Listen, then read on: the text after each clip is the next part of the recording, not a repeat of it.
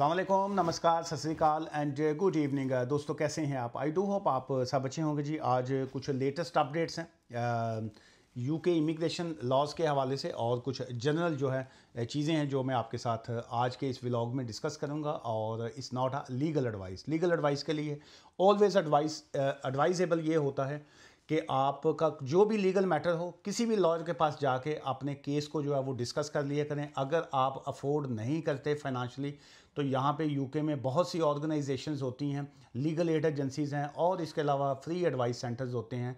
अगर कोई शख्स जो है वो अफोर्ड ना करता हो तो वो उनके पास जाके अपनी फ्री एडवाइस ले सकता है। लेकिन हम लोग जो हैं हम प्राइवेट फॉर्म हैं, हम लोग जो है फ़ीस चार्ज करते हैं, चाहे वो ऑफिस मुलाकात के हो या फ़ोन एडवाइस के हों, और चाहे आपने इन्फॉर्मेशन लेनी हो या लीगल एडवाइस, जो मर्ज़ी आप समझिए। लेकिन हम लोग जो है वो फ़ीस चार्ज करते हैं, क्योंकि अक्सर ये मैंने बात इसलिए कही है कि अक्सर लोग जो वो कह देते हैं कि जी एक सवाल पूछना है तो दसन च की जाता है, साढ़ा दसन च बड़ा कुछ जाता है।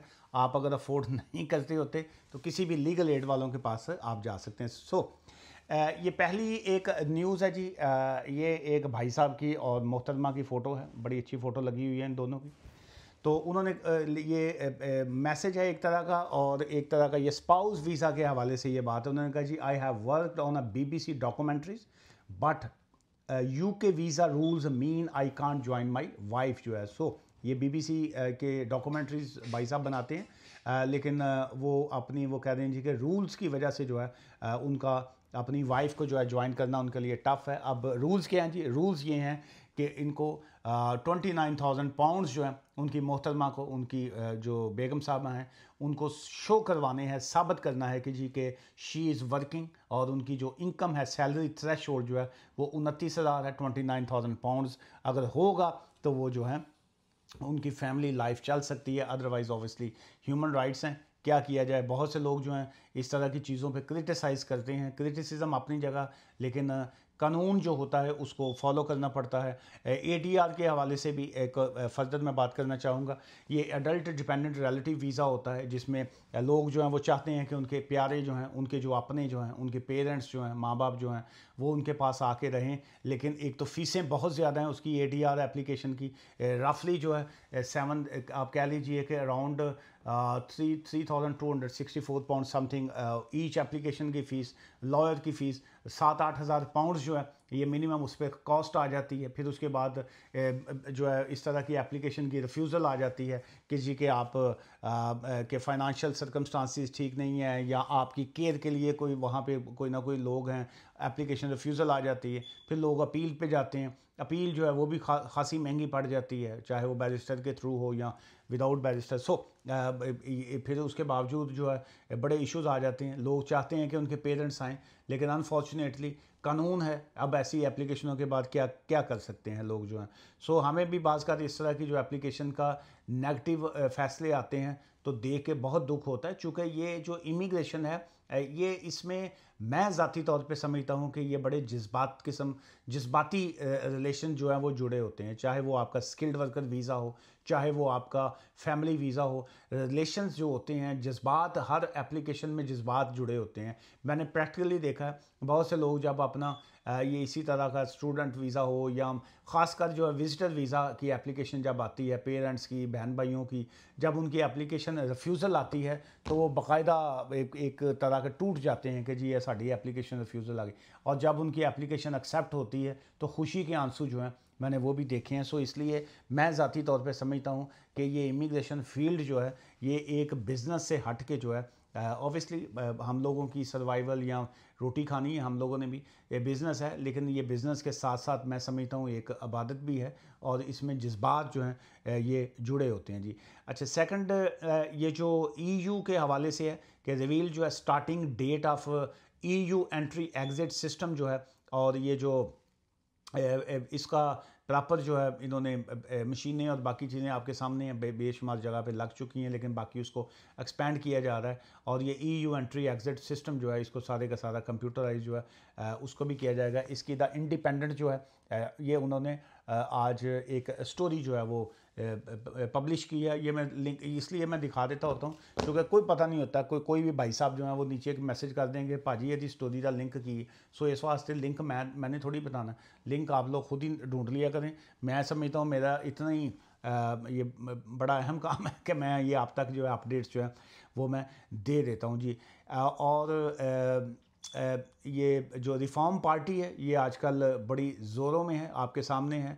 और नाइजल फराज साहब जो हैं ये बड़ा एक्टिवली काम कर रहे हैं। और ये क्या कल को कितना देसी लोग जो हैं इन पे क्रिटिसाइज़ करते हैं, ये कल की बात है। फ़िलहाल तो जो उनकी बातें हैं दे आर वेरी अथेंटिक। और चीज़ें जो है वो क्राइम्स के हवाले से भी आज इन्होंने कहा कि जी के क्राइम्स को कैसे कंट्रोल किया जाए और सोसाइटी में जो है ये पीस होना चाहिए। Labour says Reform UK trying to divide community.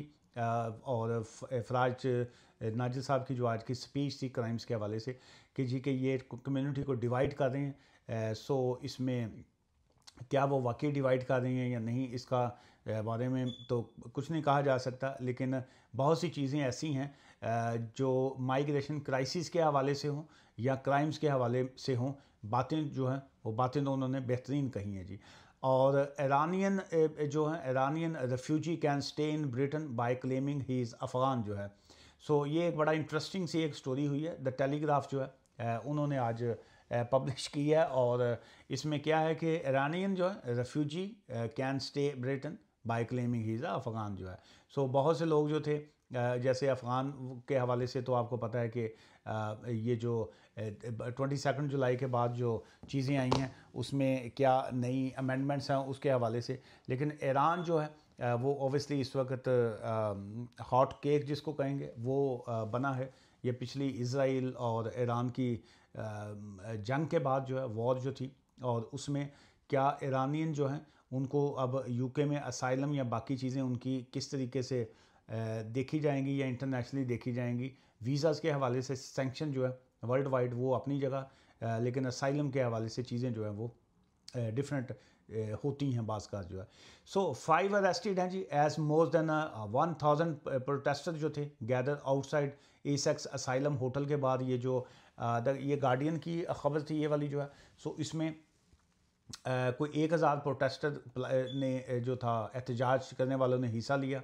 और ये असाइलम होटल्स के बाद जो था इस तरह का एहतजाज किया गया कि जी के जो पॉजिटिव और नेगेटिविटी अपनी जगह, लेकिन माइग्रेशन क्राइसिस की जो है मैं समझता हूँ ये एक बड़ा अजीब सी सिचुएशन है। क्योंकि जब इस तरह की चीज़ें होती हैं तो फिर ऑब्वियसली उसका ये जो 22 जुलाई 22 जुलाई का रूल्स कह लीजिए, या ये जो बहुत सी चीज़ें जो चल रही हैं इस वक्त इमिग्रेशन को कंट्रोल करने के लिए, इस तरह का मीडिया की चीज़ें जो हैं उसका भी ऑब्वियसली इम्पैक्ट जो है वो होता है। UK skilled worker visa salary update जो है अब उन्होंने जारी बाकायदा जो है उसको जारी कर दी है। उसको मैं कोशिश करूँगा कि कल की जो मैं टुमारो वीडियो अपलोड करूँगा वो उसमें सैलरी लिस्ट और इन्हीं चीज़ों को जो है वो डिस्कस किया जाएगा। और EU seeks to triple entry fee for a short term visa exempt visitor जो है। सो शॉर्ट टर्म वीज़ा जो है उनको उनके हवाले से फ़ीस और जो बाकी